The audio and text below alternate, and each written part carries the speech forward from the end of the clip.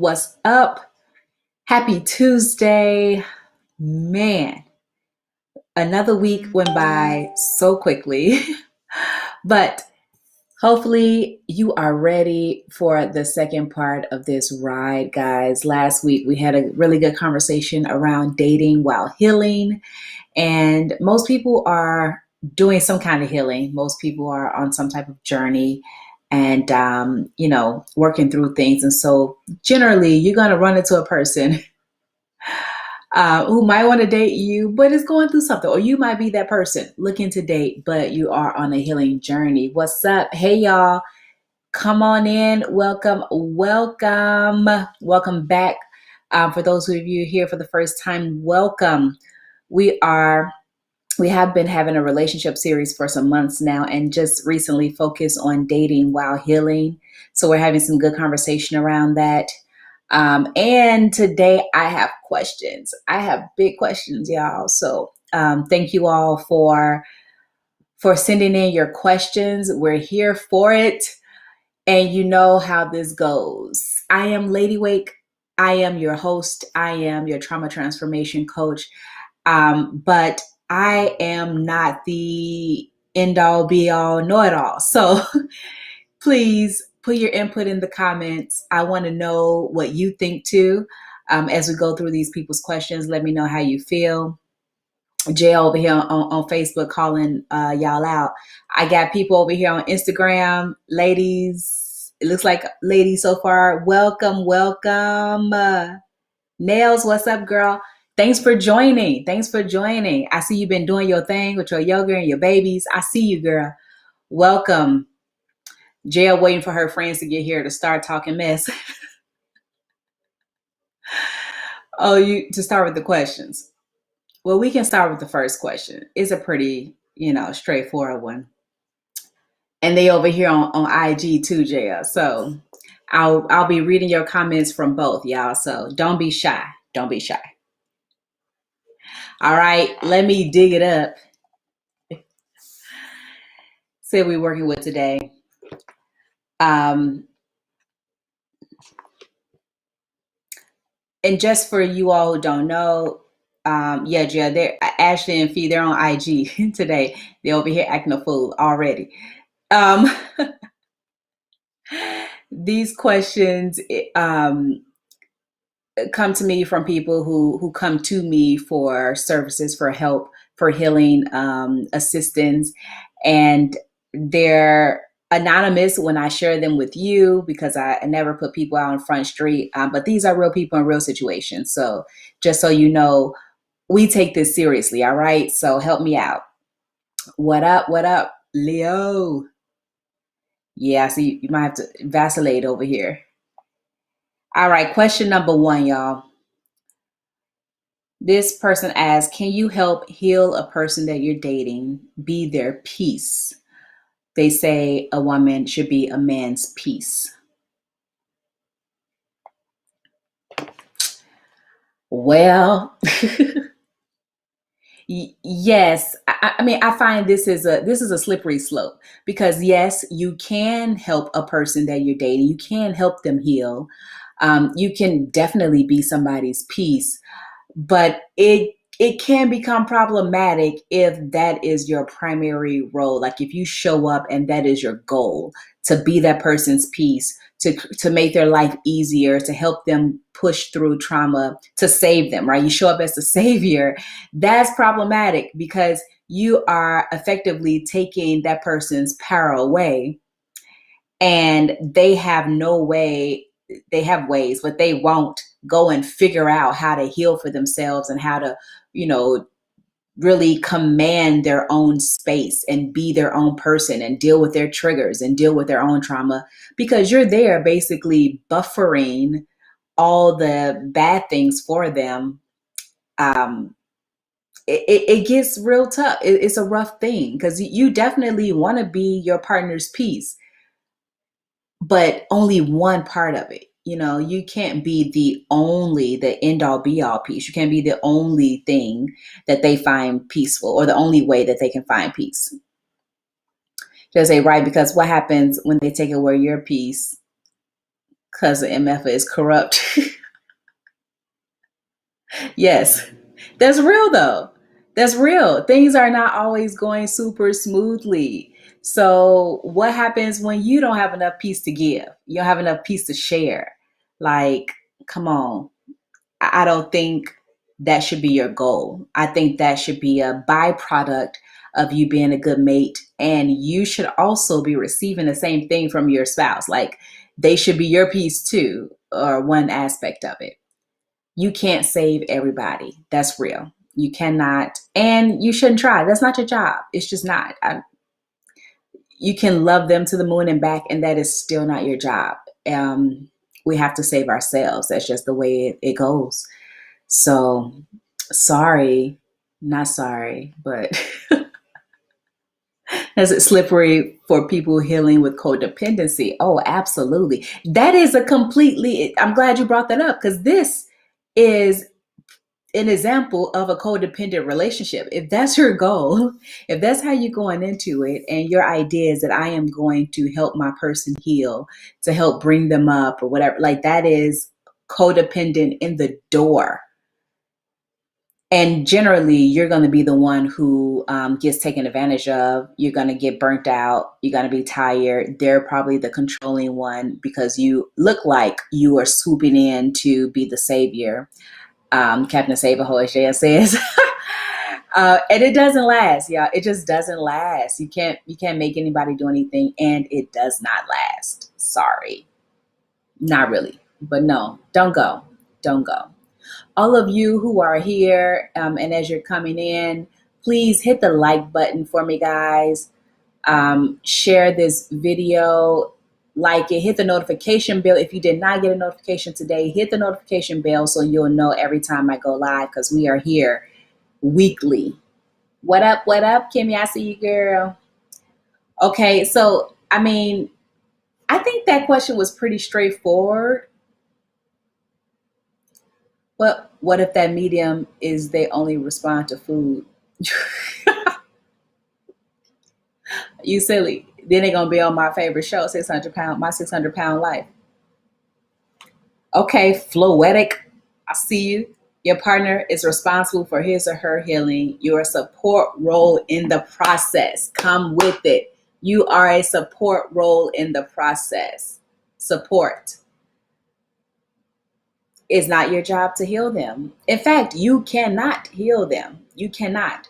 You can only assist. You can support. And the desire, I know, I've been there. It's so strong. You're like, I can see the good in this person. I can see their angelic self. I can see their true spirit being. They're so beautiful. And if they could just shake off all this trauma, all this crap that's on the surface, they would be just levels of dope, right? But nothing you can do about it. It has to be their decision.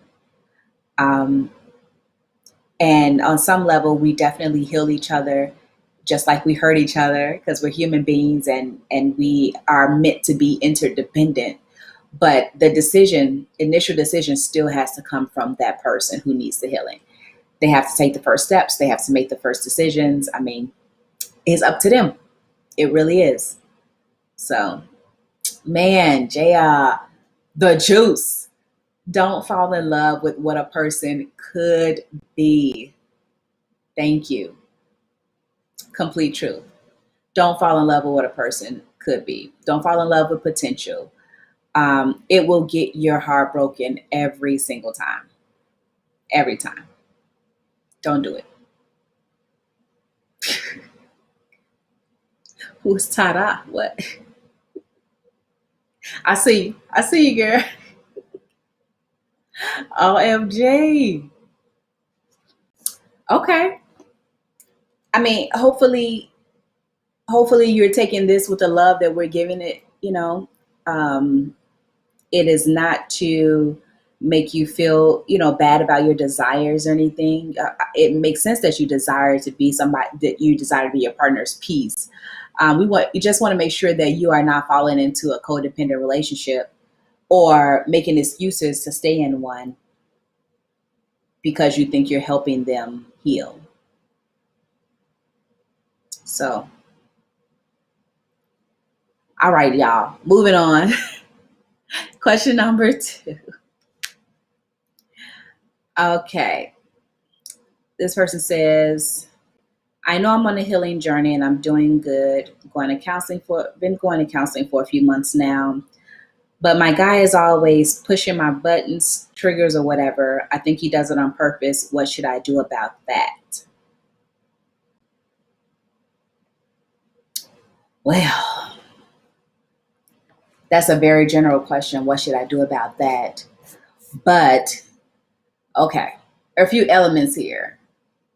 You know you're on a healing journey, so you know you have triggers, right? You've been going to counseling for a few months, which makes me feel like this is a new journey for you, just because you said it's been a few months now. But your guy is always pushing your buttons, triggers, and you think he does it on purpose.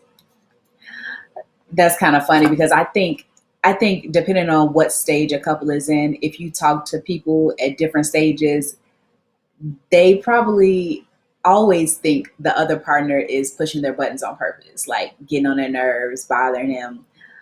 So that one is kind of hard to. It's really subjective, so it's hard to respond to that part because it's subjective whether he's doing it on purpose or not. But if you really think he's doing it on purpose, like you think he wakes up to make your day miserable, then you should probably consider that you're in more of an abusive relationship than you've realized, and you should probably make some moves to get away from him. That's not healthy behavior, right? You see the comments. Can you see the comments?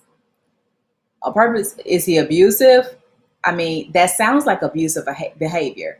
If he is truly doing it on purpose, that sounds like abusive behavior. You want me to read the question again? DJ L. Groove missed the question. Okay, this lady says, I've had a lot of trauma. Oh, no, wait, sorry, back it up. This lady says, I know I'm on a healing journey and I'm doing good. Been going to counseling for a few months now, but my guy is always pushing my buttons, triggers, or whatever. I think he does it on purpose. What should I do about that? Yeah, it will be helpful to know her definition of pushing buttons. It'll be helpful to know what you mean by pushing your buttons. Because again, that sounds like something that I would hear couples say all the time, depending on what stage they're in. So if they're mad at each other, that's the thing that comes up, and it's not really a big deal unless he is truly purposefully trying to make your life miserable, knowing your triggers from your trauma and bringing it up on purpose. Like that is straight abuse. Like there's no nice way to say it. That is abusive. And so you really need to assess whether, because I know how people talk, like we sometimes are really extreme in our language, you know. Somebody Jerry Pat right. My child pushes my buttons from time to time. Every child does, and they definitely do it on purpose. They want to push their limits. Well, she should definitely say something if he's disrespectful to her boundaries. Floetic says that's real. You have to speak up if he's not, respecting your boundaries. Does this person know their trauma? So there's a lot of missing stuff in this question because we don't know if he knows that he's pushing your buttons or triggering you. We don't know if he even knows that you are dealing with this trauma and trying to heal from it. If you're really in this healing process. My BF pushed my button when he drank all the orange juice and left the carton on the counter. But that's what I mean. Like stuff like that happens in relationships and people get their buttons pushed all the time. And sometimes, people are real petty. So they'll do little petty stuff and no is going to irritate you and they think it's funny, especially dudes. Like they think it's funny. So that's why it's like, what does that really mean that he's pushing your buttons? What does it mean that he's triggering you? Um, that's tough. That's tough. I need more information on that part.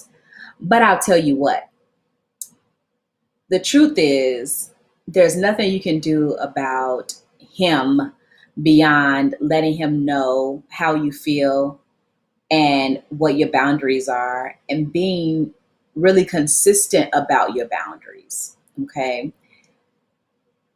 And then from there, the truth is you have to be in control of your own triggers. You have to be able to manage yourself so that you don't allow other people to push your buttons or trigger you.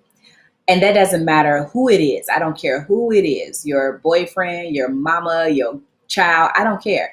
You should get to a point, and you probably will in the future, get to a point where you are so confident in your boundaries, in yourself. You have a level of self love that allows you to see your triggers a mile away and do the work necessary in a second. It doesn't take long. Just go inside in a second, do the work necessary to really strengthen your position so that when people come at you, they can't penetrate you. That's the thing. They shouldn't be able to penetrate you. See, I need more. Can she call in? I wish she could call in. I really wish she could call in. But no, she wanted to be anonymous. And I get that too, and that's perfectly fine here. People don't want, you know, talking about your trauma openly is very difficult. So it's cool. But we do want more information. So if you want to give us more information, we can come back to this next week and just send in your question or send in the information to me and let me know. Just it depends on the level of him pushing her buttons. If she tells him what she doesn't like and he continues to ignore it, then that's a problem. Right. That's when you see a problem. If you've told him, if he knows, does he even know?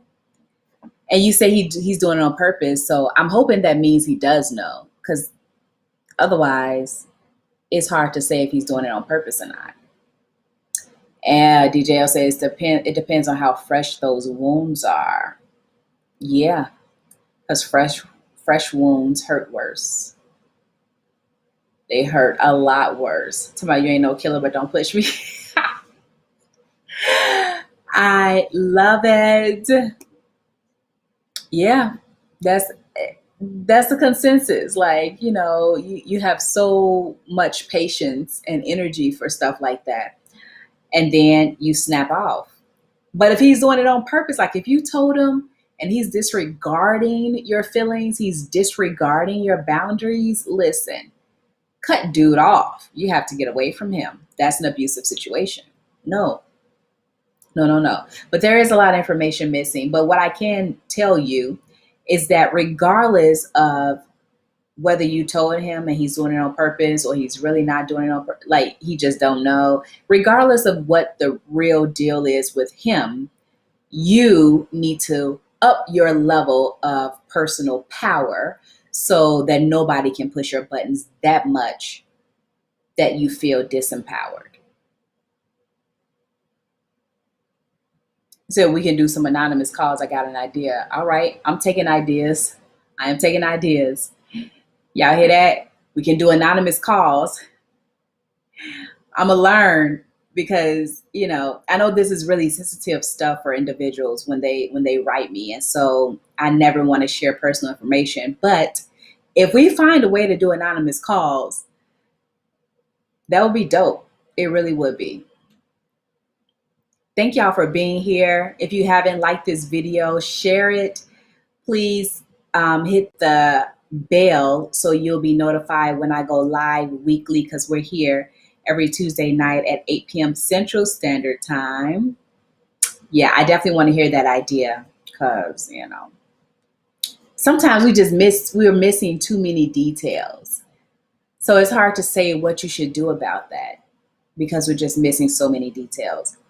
But regardless of the details, one thing you should definitely do is continue your own healing journey.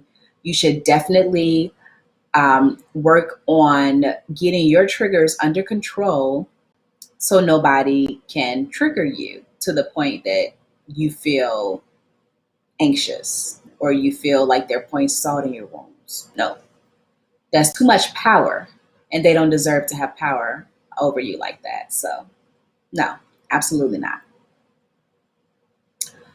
Okay, next question. Y'all good?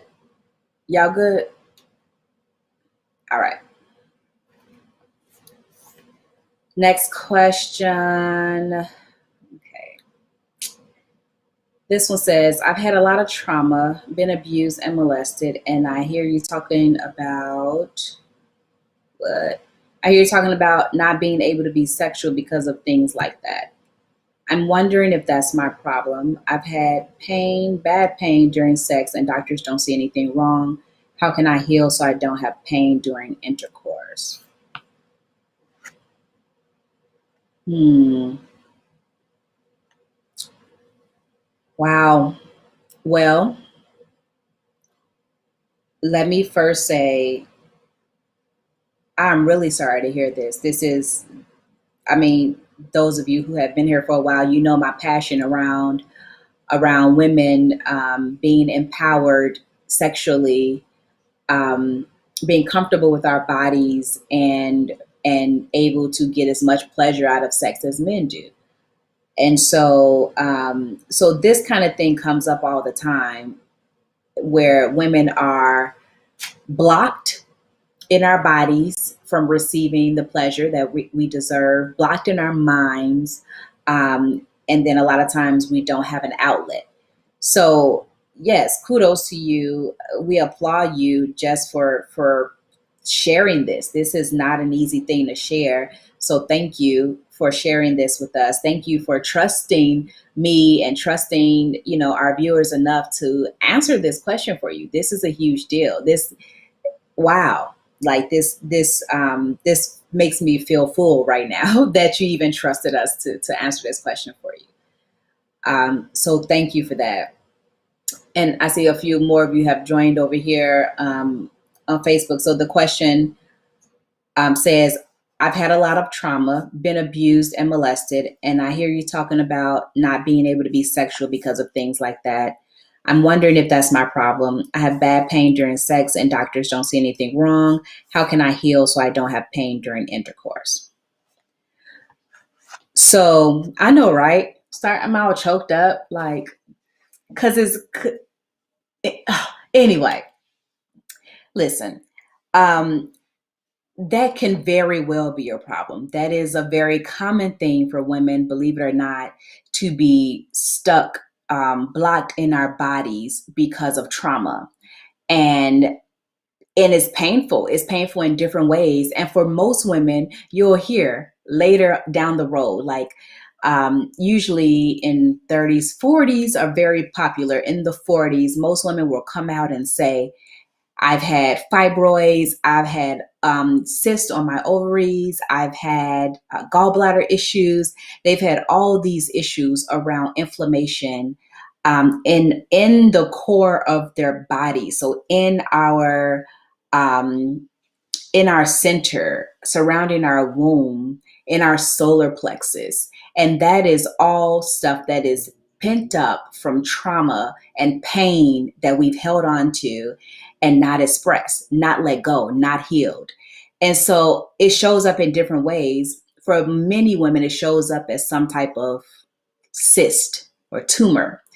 And for many women, it shows up as an inability to really relax and release during sex, and thus an inability to have real orgasms. That's one of the biggest reasons so many women fake orgasms. So that could very well be your problem. And because you've been to the doctor, I'm really happy you've been to the doctor and you've tried to figure it out and they don't see anything wrong. And so your deduction seems very, very viable.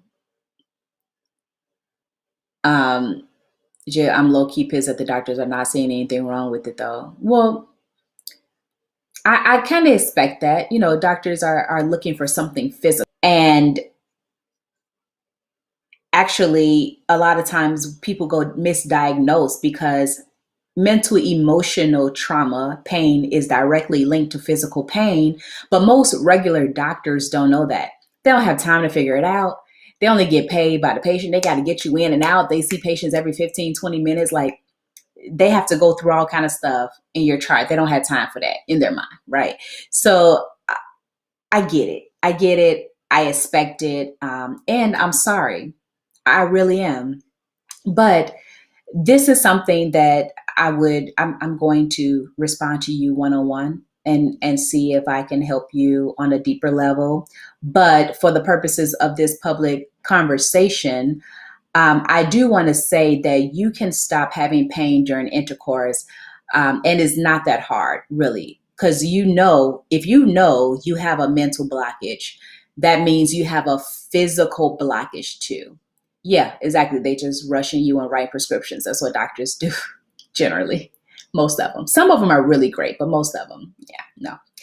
But you know that you have trauma that's creating a mental blockage. If you have a mental blockage, you have a physical blockage, because trauma, anything, even good stuff. Let's talk about something great. Like, if you have a really good sexual experience and you think about it, like it happened yesterday, and then today you're remembering it. Let's say you're thinking about it, you're remembering all the details, you kind of have sleep, just like, oh, you feel the experience in your body as you remember it in your mind. That's how we work. That's how our bodies work. That's how our brains work.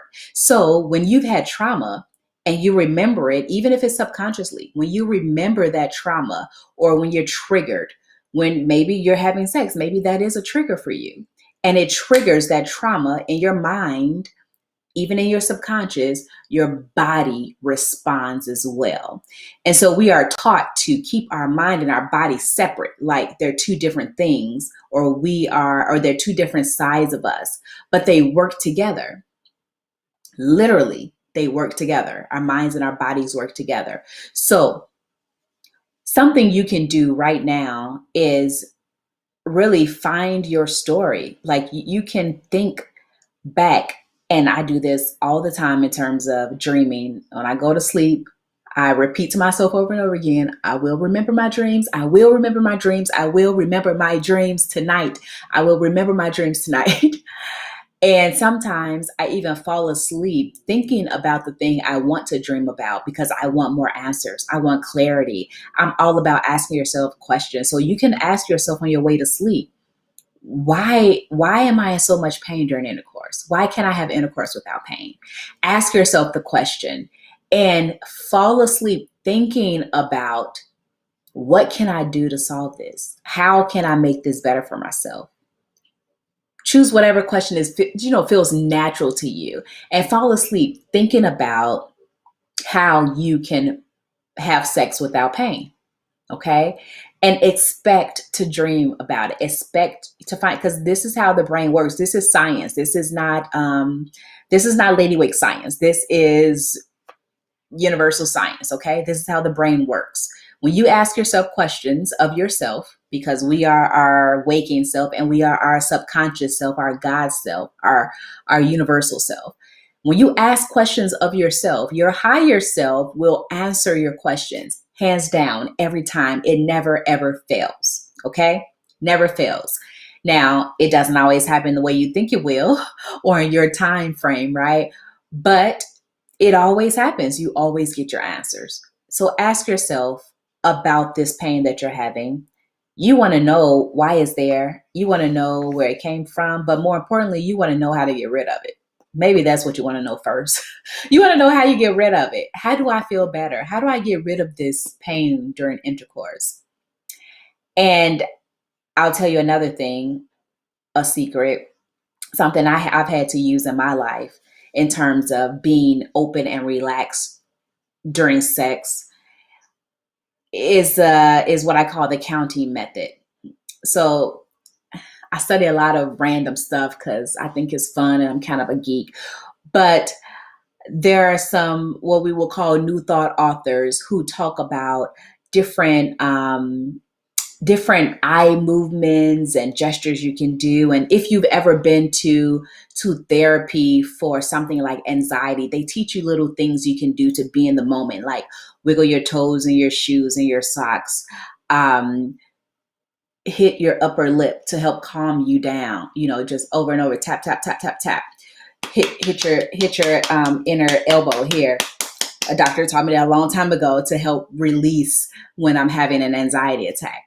So little things like that help you with anxiety, but even more than that, minor little things like when you close your eyes and you look up, like when you're trying to remember something, usually we automatically kind of look up like, that helps you access your memory in real life. So you close your eyes, look up, it helps you to access your memory. But while you're looking up, if you just breathe and count backwards from 100, literally just count 100, 99, breathe and count. It helps you to relax. And you have to have a patient partner. You have to have a partner who you can trust, who you're comfortable with, um, because this isn't something you can do by yourself, okay? My therapist teaches us to breathe. Yeah, you have to be able to breathe. You have to be able to breathe. Oh, yes. Thank you, Kimmy. We don't breathe deeply enough. That is real. You have to learn how to breathe deeply. But I don't want to give you too much to do. So for now, you just pick something that you think might work for you and try it. You have nothing to lose, okay? You have nothing to lose. So just try it. And I think the breathing exercises, breathing and counting, because the counting helps you to remember to breathe, that can help you immediately to relax. Because when you're relaxed, then your body works. It knows what to do. Your juices flow. You open up. You allow your partner, you feel stimulation. Do you notice when you're all clammed up and restricted, you can't feel things, like you feel pain, but you can't feel other sensations. If your partner is rubbing you, give you a massage or something, you don't feel the fullness of those sensations. So you have to breathe, okay? Breathe, deep breaths, count backwards from 100, and I'm praying that you have an open and understanding partner. This is something you have to share with your partner. I know it's tempting to want to hide it because it's so personal and it's such a hard thing to realize. Really, it's a really difficult thing to realize, but it's something you have to share with your partner. And he needs to be open. He needs to be patient with you, and you need to expect that from him. Expect that he's going to be empathetic and loving and caring and nurturing, because men can do that. Okay, I don't care what people say, all men are not rough, dogs or whatever. Men can be nurturing and protective in the nurturing way for you. Okay, so expect that. And of course, I will follow up with you. That you see, they want to know. They want updates too.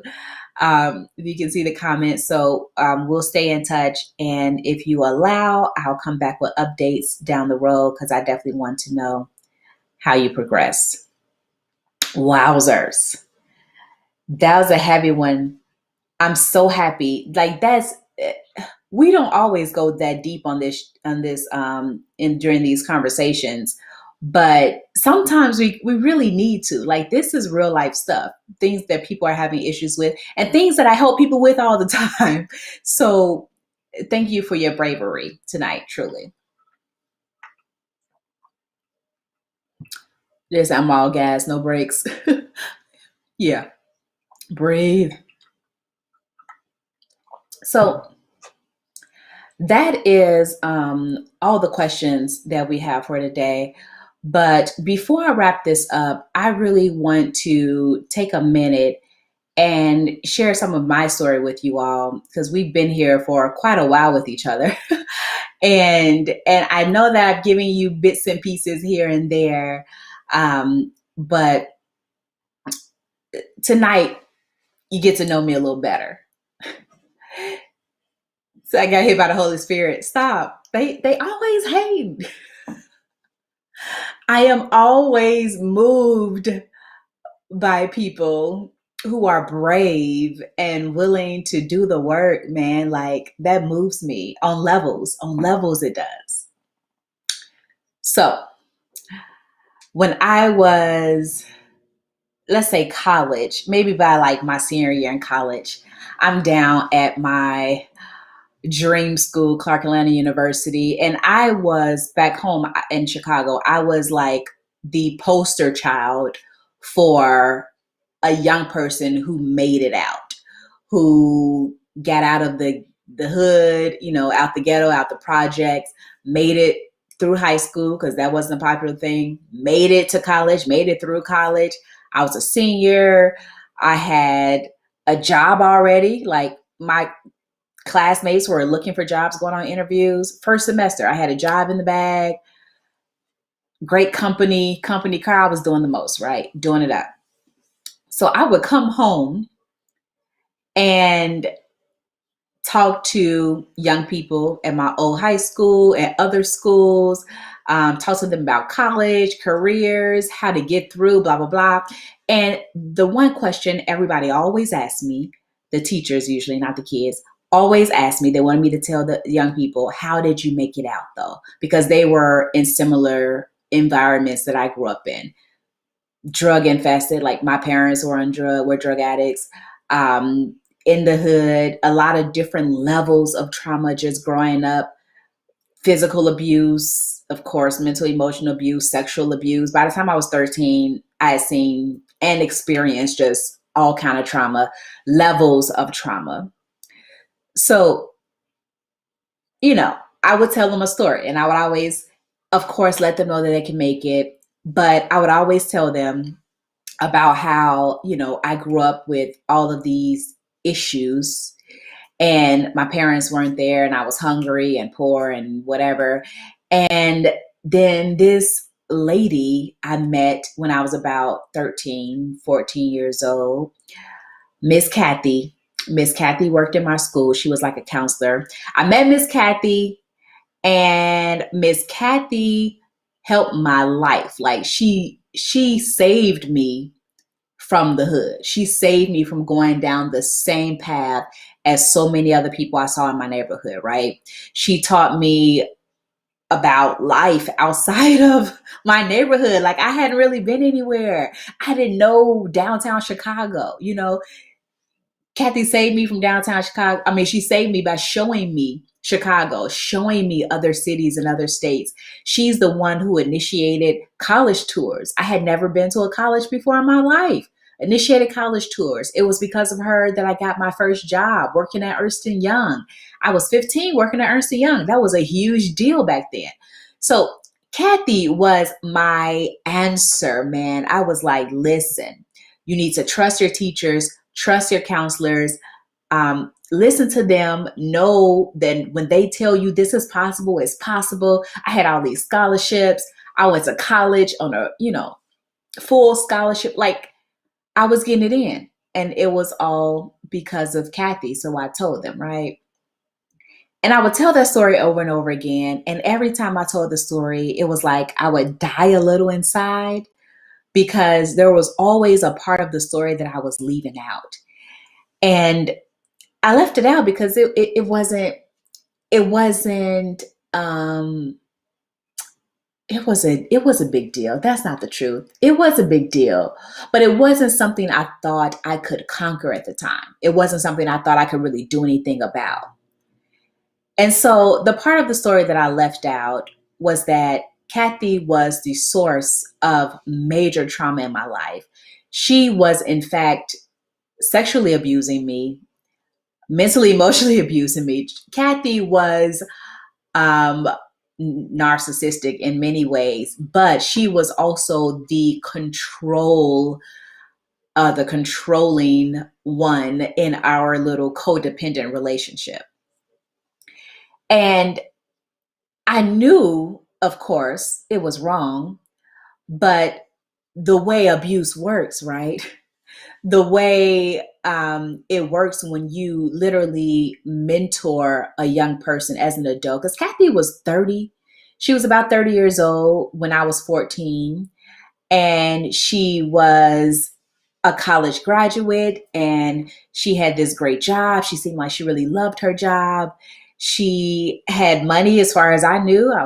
Little kid with broke. So, it looked like she had money. She seemed like she was liked by everybody in the school, everybody who I ever really met through her seemed to just love Miss Kathy, loved her.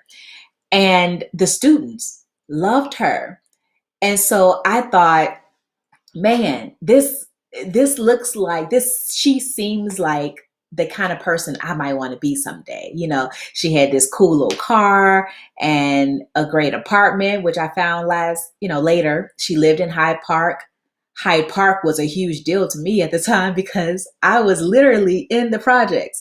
So I really looked up to her. I really did. And I thought I should follow her. I should be like her. I should really learn all that I can to have the kind of life that she has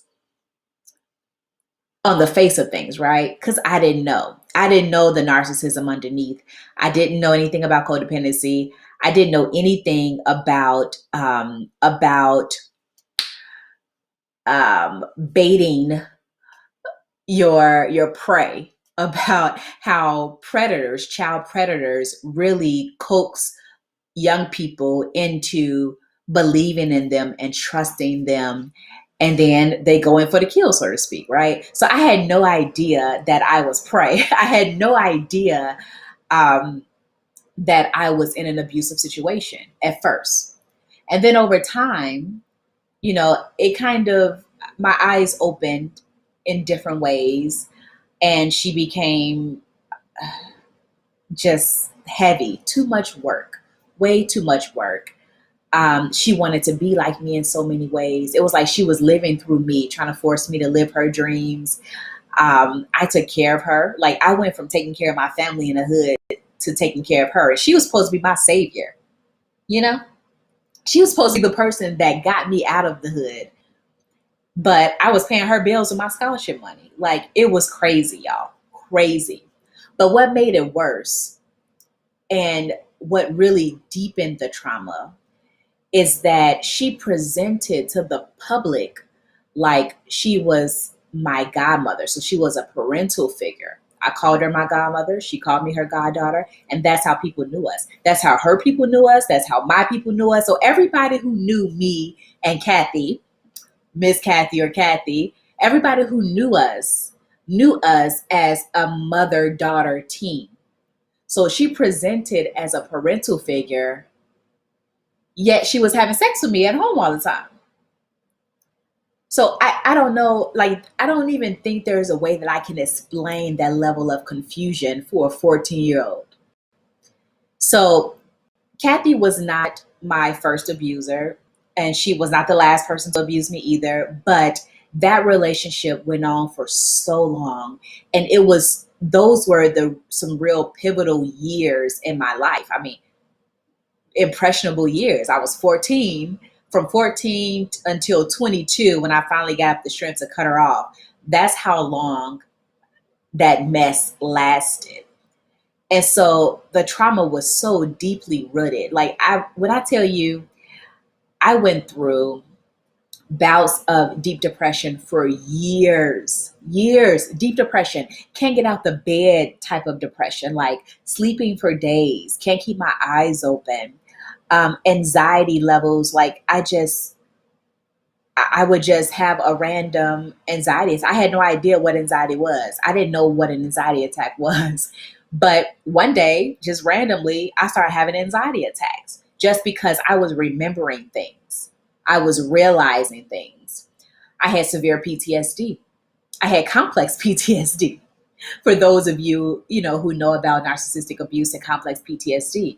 And so I went through these things struggling for years. I did counseling literally for 12 years. I was in therapy, on and off, different counselors, but 12 years. I tried different drugs. I tried I don't know, probably about 4 or 5 different drugs over the years. I tried everything they told me to do. I tried hypnotherapy. When I say I tried everything I thought to try, I tried everything to feel better, to be free of the trauma that I had experienced in life, to be free of the symptoms. Really, I didn't even think about trauma at that time. I just thought, I don't want to have anxiety anymore. I don't want to have PTSD or whatever they were labeling me as in therapy. I don't want to have this stuff. I don't want to be depressed. I want to be happy. I have all this stuff going on for me in life. Like, I want to really be happy on a deeper level. So I fought and fought through all this stuff. And then later, maybe I was like 25, 26, when I told the first person. I protected her for years. Thank you, Jaya. I am free now. It feels amazing. But I protected her for years because that's what I was used to doing. I was used to protecting my abusers. That's what I did. That's how I was groomed. That's how I was raised. That's how I was wired.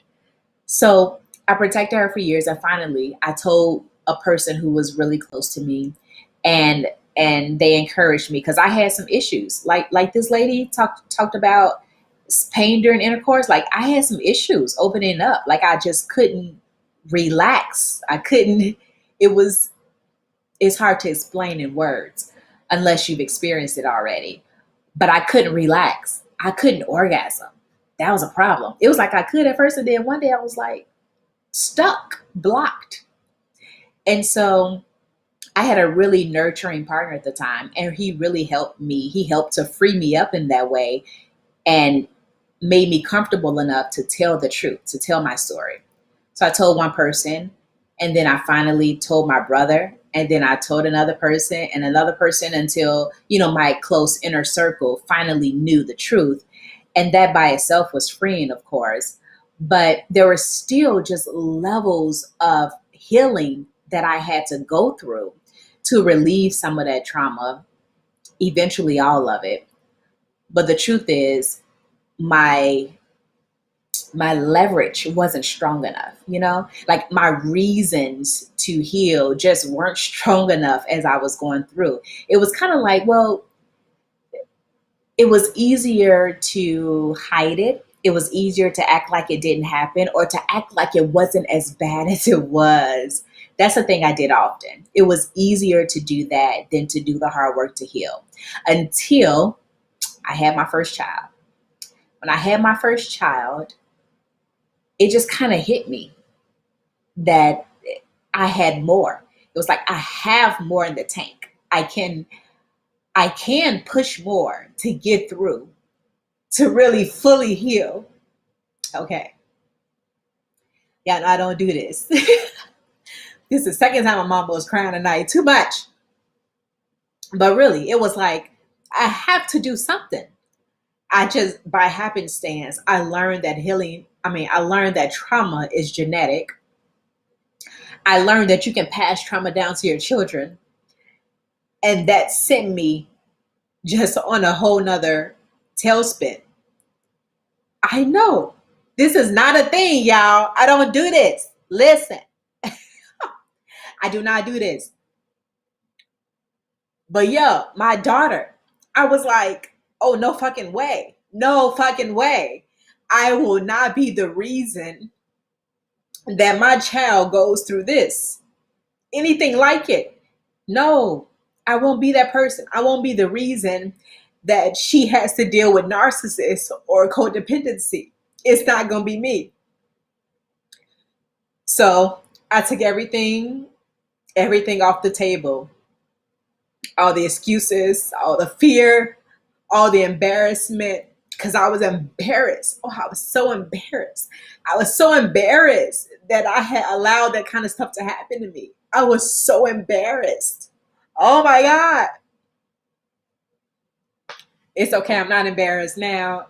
It's very hard for me to get embarrassed, but I don't usually cry. This is not a... Thank y'all. Y'all are sweet. These babies are magical. Kimmy, they're so magical. For real. They are. They help you to see yourself on a whole nother level. And that's what my kids did for me. And when I say I took everything off the table, I don't care what it is. I don't care how long it takes.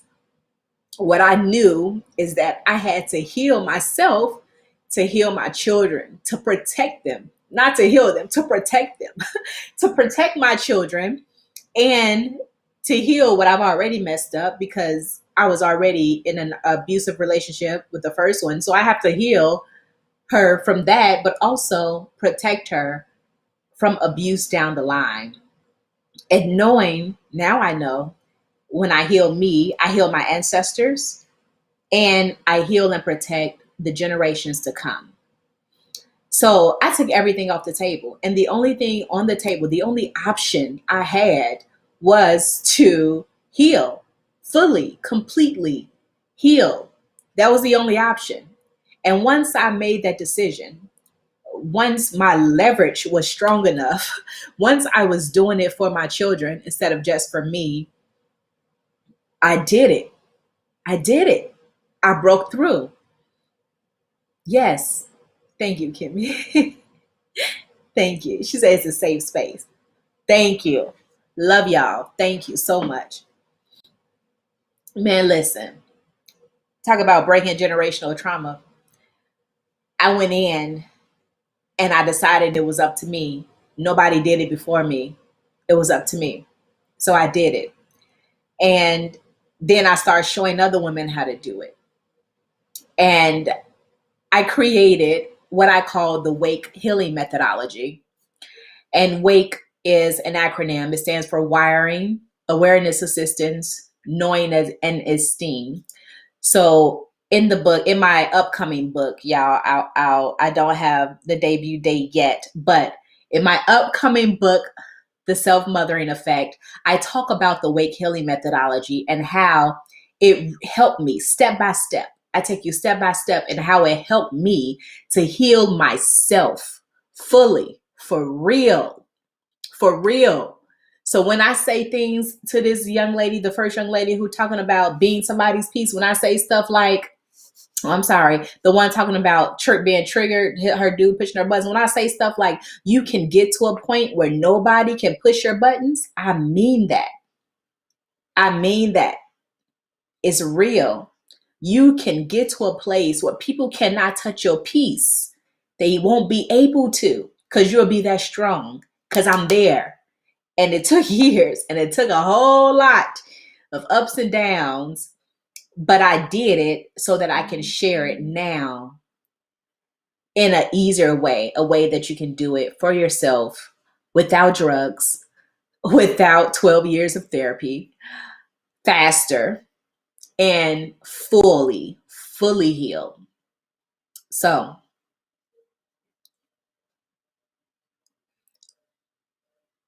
oh, of course, Joban, what's up? What's up? Yes, I'm always transparent. I usually I don't allow myself to get this emotional. Y'all are something else. Thank you, Toy. Thank you. Love y'all. And DJ Rico, you're a walking miracle and a spiritual hero. Thank you. Thank you all. You all are so sweet. Thank you. Thank you. Thank you for allowing me to be open in this space. I really appreciate your love right now. Thank you for the hearts. D, I see you. Thank you. I appreciate your love. And I really had to share and that's not my full story. That's just one piece of it, but it's a major piece of it. And I just had to share because I want y'all to know that this is real for me. This is so real. Helping people heal their trauma is a part of my life's work. It is so real. And it's something that I've been through. And that's why I'm able to reach out and help you all in various ways. Okay. And I'll continue to do that because this is a part of who I am. Like there's no getting around it. And I learned that the hard way too. Cause I tried to keep it to myself. I try not to talk about it. It's impossible. There's no way around it. People find me. I go silent and try to mind my business and people find me, y'all, asking questions. And I just be like, Why would you come to me asking such specific questions around trauma, or telling me that you are in this narcissistic abusive relationship? Why? It's a part of my mission. So that's what I'm here for. If you need help healing, send me a message, DM me. I'm here for it. And when I say fully, quickly, in a 4-week program, okay, you'll know how to heal yourself. It doesn't have to be that hard. It doesn't have to be as hard as people make it out to be. It doesn't have to take as long as people take. Like, it took forever for me, but after I got it, I was like, well, shit, I could have gotten it. Just, it didn't have to take that long. All right. Let me see.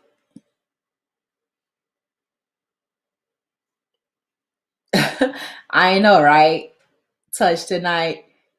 I hear I read I'm supposed to be chocolate only. Those spirits have caused you to encourage others, even though those people may have never told you. Oh, thank you, Sean. I definitely never know. So sweet. You true to this. Thank you. A healer indeed. Thank you all are so sweet. So sweet.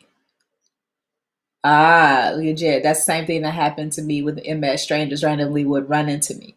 Yes. Ain't that something? It's like, it's your purpose, whether you like it or not. Here's some work. Yes. Living on purpose. I love that. I love that. Everything happens for a reason. I love it. It's so real. It's so real.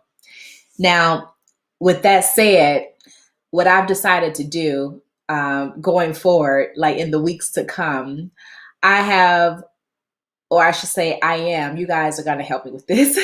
I am creating something that I'm going to call the Kathy, I'm going to call it the Kathy and Cecilia Chronicles. Now, I've changed the names, obviously. Cecilia is me. We might just call her C. I don't know.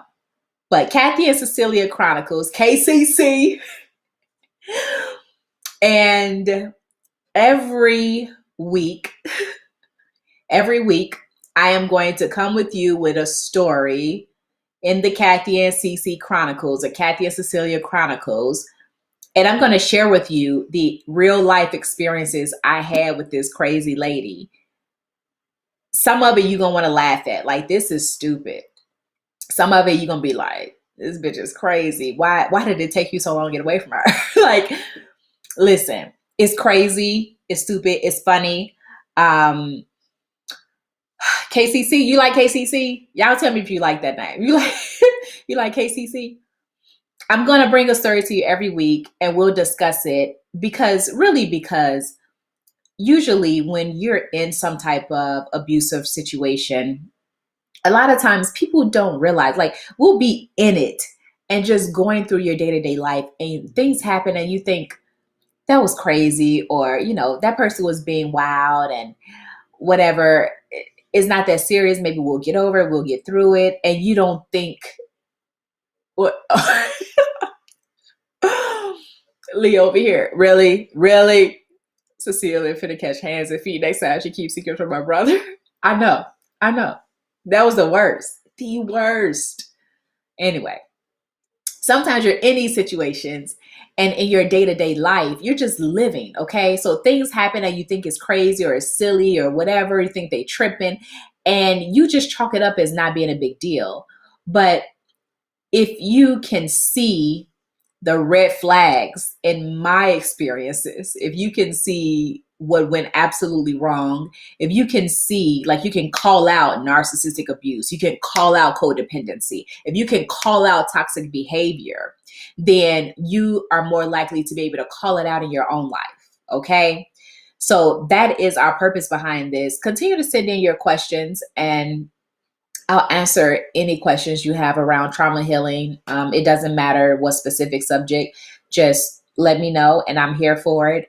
And I'm going to start sharing these stories, y'all. And I think we're going to have fun. I'm looking forward to it. I can laugh about it now. So I think is really gonna be fun. Like, really, y'all jumping on me over here. They on Instagram jumping on me because back then I kept a secret from my brother. And those of you who know Leo, he is my brother. He is my best friend too. So that was very weird for me to keep a secret and to actually get away with it. That was weird. But yeah, everybody's backing you up and it never happened again. It'll never happen again. You already know. You already know. Stop tripping. Stop tripping. So, hey, if y'all down with me, come back next Tuesday at 8 p.m. Central Standard Time. Like this video, share this video, let other people know that we over here having a good time and doing some important work at the same time. All right. So come back next week, y'all. Until then, you know what it is. Look at you. Really? Really? I'm glad my nose didn't start running too. You see this? They silly. OMG. OMG. No snot or boogers. I'm still cute. Even after a cry. Look at that. Thank you. Thank you. Y'all stupid. I'm out. Love y'all.